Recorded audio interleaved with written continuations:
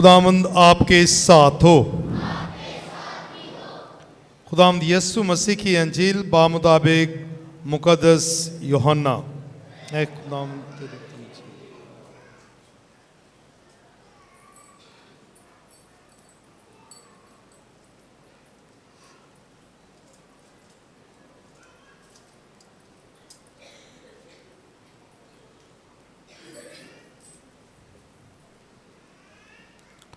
उसके 13वें बाब से बयान। उस वक्त ईद फसह से पहले यीशु ये जानते हुए कि मेरा वो वक्त आ पहुंचा है कि दुनिया से रहलत करके बाप के पास जाऊं,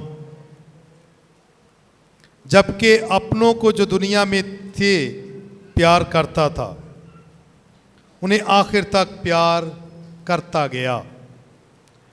और शाम का खाना खाते वक्त जबकि शैतान ने यहूदा बिन शमौन अस्करियोती के दिल में डाला था कि उसे पकड़वाए, ये जानते हुए कि बाप ने सब चीज़ें मेरे हाथ में कर दी हैं और कि मैं खुदा से निकला हूँ और खुदा के पास जाता हूँ, उसने खाने से उठकर अपना लिबास उतारा और एक कतानी कपड़ा लेकर अपनी कमर में बांधा और उसके बाद बासन में पानी डालकर शागिर्दों के पांव धोए और जो कतानी कपड़ा कमर में बांधा था उससे पूंछने लगा। बस वो शमौन पतरस के पास आया, उसने उससे कहा, ऐ खुदावंद, क्या तू मेरे पांव धोता है?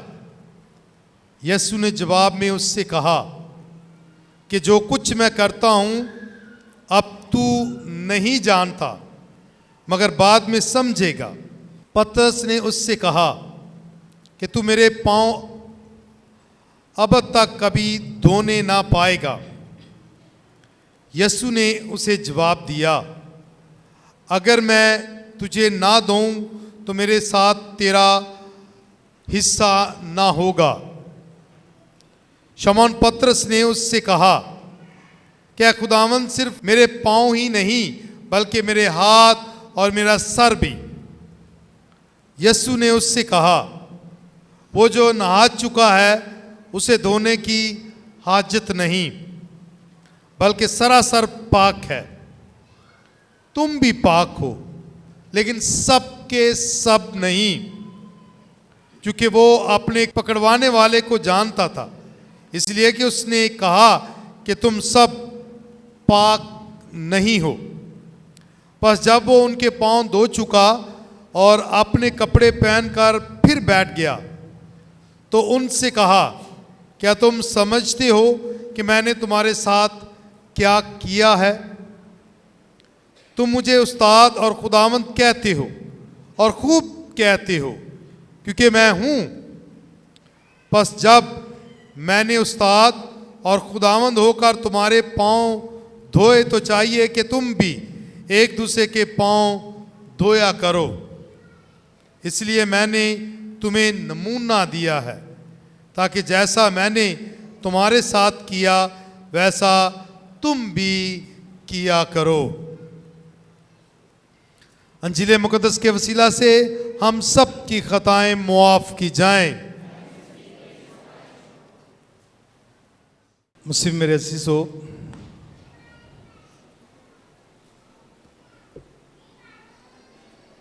खुदावंद यीशु मसीह के इस अमल को हमने अमली तौर पर दोहराया है जो उसने अपने आखिरी खाने से उठकर अपने शागिर्दों के साथ किया।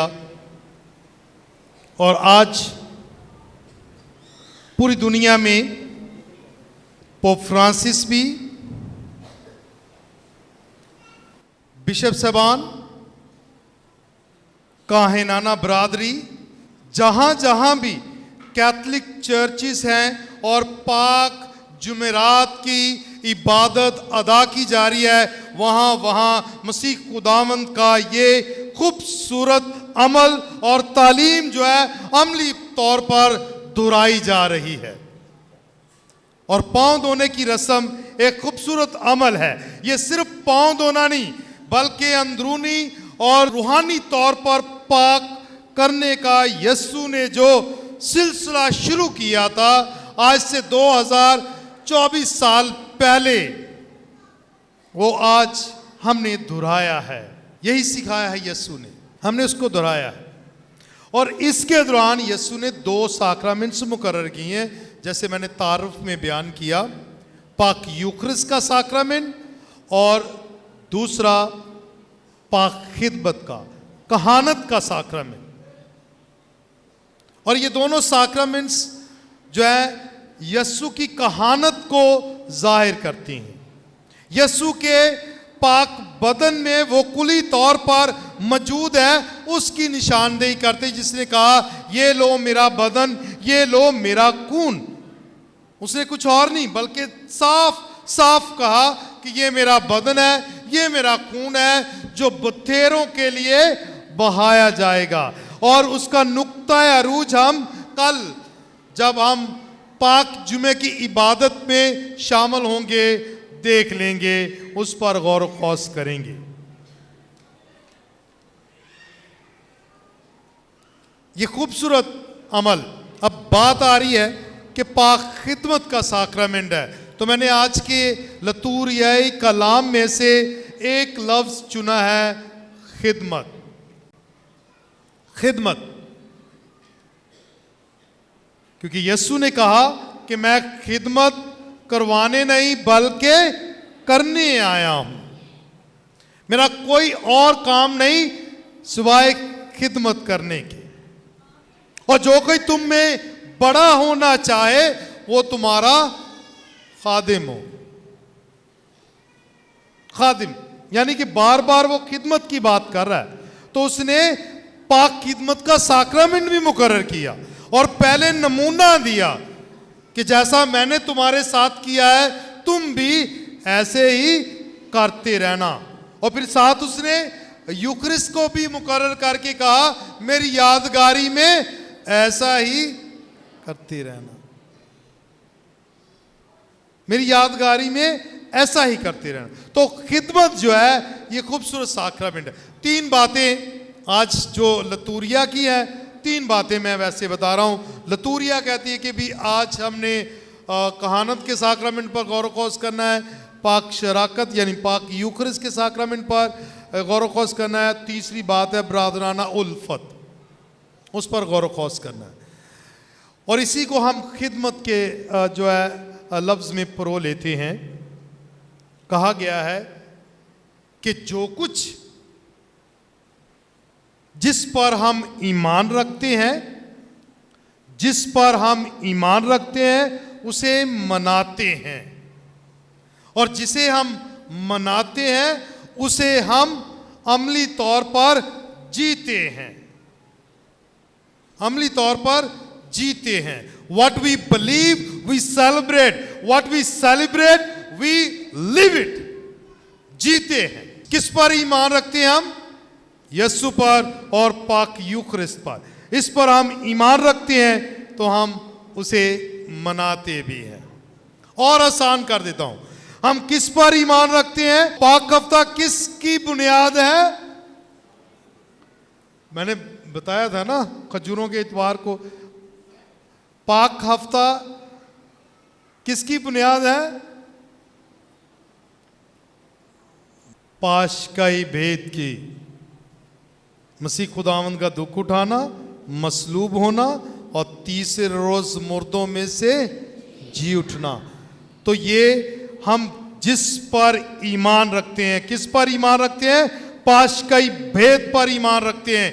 यीशु के दुख उठाने, मसलूब होने और तीसरे रोज मुर्दों में से जी उठने पर ईमान रखते हैं। और जिस पर हम ईमान रखते हैं उसे हम मनाते हैं पाक यूखरिस्त में। और इस पाक हफ्ते में और ख़ास तौर पर ये सह रोज़ा इबादत में 3 दिन की जो हमारी इबादत है जिसका आगाज़ हमने किया है, इसमें हम पाशकाई भेद को मनाते हैं। तो जिस पर हम ईमान रखते हैं उसको हम मनाते हैं, और जो हम मनाते हैं जिसका जश्न हम मनाते हैं उसको हम अमली तौर पर जीते भी और जीना चाहिए भी।